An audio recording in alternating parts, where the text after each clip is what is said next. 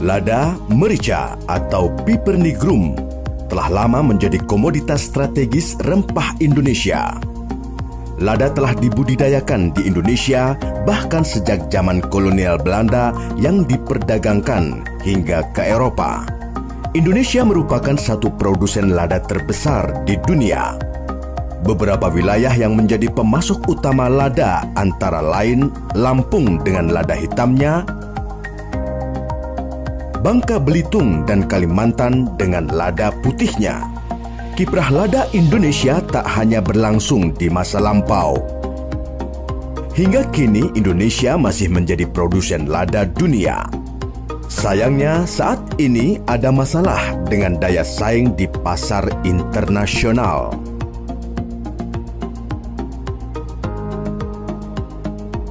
Melalui Peraturan Menteri Pertanian Nomor 50 Tahun 2015 tentang produksi, sertifikasi, peredaran dan pengawasan benih tanaman perkebunan, pemerintah mencoba bangkit melalui inovasi teknologi, terutama dalam pembuatan benih.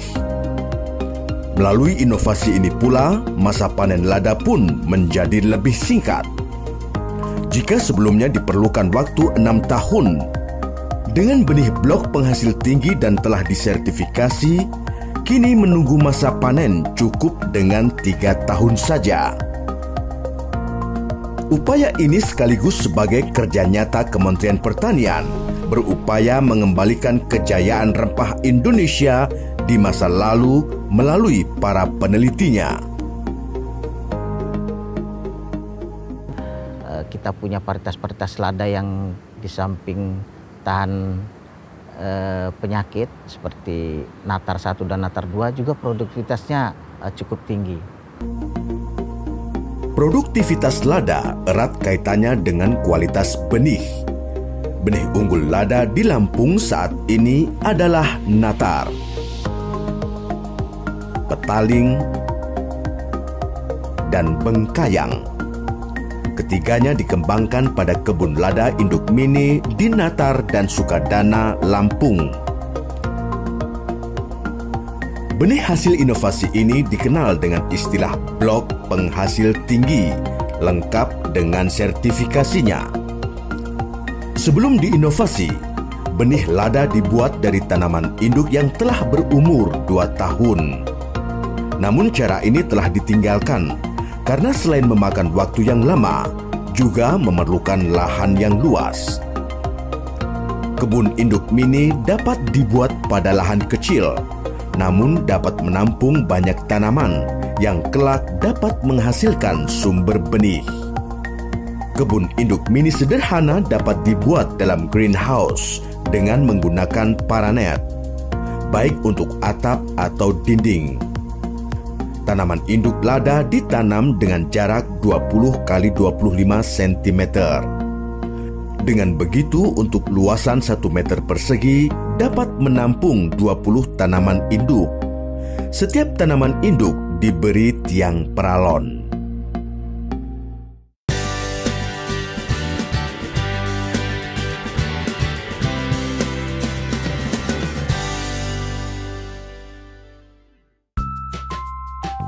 Tanaman induk lada dapat digunakan sebagai benih setelah berusia 9 bulan. Lebih cepat dibandingkan tanaman induk yang ditanam di lahan yang memerlukan waktu sedikitnya 2 tahun. Kelak dari tanaman induk ini akan menghasilkan 3 jenis sulur. Jadi di tanaman lada itu ada 3 sulur ya. Yang pertama sulur panjat ya. Sulur panjat itu biasanya ada akar lekat seperti ini. Nah ini dia melekat di batang. Nah ini sulur panjat. Nah ini setelah itu ada sulur gantung ya. Sulur gantung. Nah sulur gantungnya seperti ini. Nah ini dia menggantung. Nah dia ada akar lekatnya juga. Nah yang ketiga sulur cacing. Dia biasanya ke bawah gitu, ke bawah dia merambat ke tanah gitu. Kalau sulur cacing seperti itu. Yang terbaik digunakan untuk bahan tanam sebagai bahan stek untuk bahan tanam itu yang sulur panjat. Ciri sulur panjat adalah memiliki cekatan, sedang sulur gantung tidak. Karenanya sulur gantung ini lebih digunakan sebagai bahan benih jenis perdu yang tidak memerlukan tiang penegak. Sedangkan dari benih sulur panjat, media tanamnya memerlukan penegak. Di Lampung, tiang penegak sulur panjat menggunakan pohon jarak, di mana masyarakat sekitar menyebut sebagai pohon dadap. Benih lada sulur panjat saat ini masih menjadi primadona bagi petani lada di Lampung. Berdasarkan PP nomor 50 tahun 2016, kita sudah ditetapkan oleh Kementerian sebagai blok penghasil tinggi menjadi sumber benih untuk rekan-rekan yang ada di Lampung khususnya dan Indonesia pada umumnya. Jadi berdasarkan PP itu, pemerintah sudah menjamin kita memiliki sumber yang betul-betul unggul. Jadi blok berpenghasilan tinggi ini kita jadikan sumber benih yang betul-betul bukan untuk jadi kebun berproduksi. Jadi buahnya pun kita buang. Jadi yang kita ambil adalah rata-rata dari sumber panjatnya, kita jadikan sumber benih dengan metode satu ruasan. Kami dari hasil blok berpenghasilan tinggi ini kami menjual benih dengan harga 5.500 per polybag. Kalau benih biasa ya banyak Pak, mulai dari 2.500 pun ada. Itu harganya lebih murah, tapi cenderung kita memakan waktu sampai dengan 6 tahun, 7 tahun baru bisa menghasilkan produksi yang maksimal. Kalau kita berbicara tentang masalah perbenihan, kata kunci dari sini adalah tingkat keberhasilannya yang tinggi kalau seandainya itu diimplementasikan di lapangan. Kemudian yang kedua, benih tersebut sehat, kemudian diproduksi dengan cepat. Yang ketiga, produksi yang dipercepat itu bisa dihasilkan dalam jumlah yang besar dalam waktu yang sesingkat-singkatnya.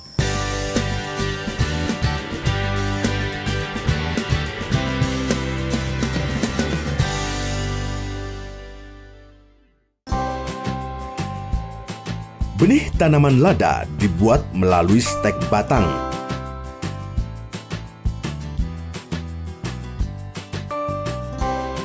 Di polybag dengan media tanah biasa, tanah yang sudah difermentasi dengan pupuk serta sekam. 3 media ini kemudian dicampur, diaduk, lalu masukkan dalam polybag. Setelah media tanam masuk dalam polybag, lalu siram dengan air yang telah dicampur dengan dekomposer selama 1 jam. Diamkan selama 2 minggu hingga tumbuh rerumputan. Dari sini baru ditanam benih sulur menjadi satu ruas yang telah direndam sedikitnya selama 1 jam. Agar terhindar dari serangan hama, setiap ruas yang ditanam, pangkal ruas ditotolkan biofop, serbuk anti hama. Baru kemudian ditanam pada polybag. Setelah itu kemudian disungkup atau ditutupi dan diamkan selama 1 bulan hingga tumbuh tunas baru. Setelah berusia 1 bulan dan telah tumbuh tunas baru, sungkup plastik dibuka selama 3 jam pada pagi hari dan ditutup kembali setelahnya. Untuk perawatan, selama sungkup dibuka, lakukan penyiraman dan penyiangan secara rutin. Penyiangan dilakukan agar rumput liar yang tumbuh di sekitar stek dapat terus terjaga kesuburannya. Proses ini memakan waktu hingga 5 bulan sebelum stek benih tersebut dapat dipindahkan ke lahan. Benih yang dapat dipindahkan umumnya telah memiliki 7 ruas dan dalam keadaan sehat.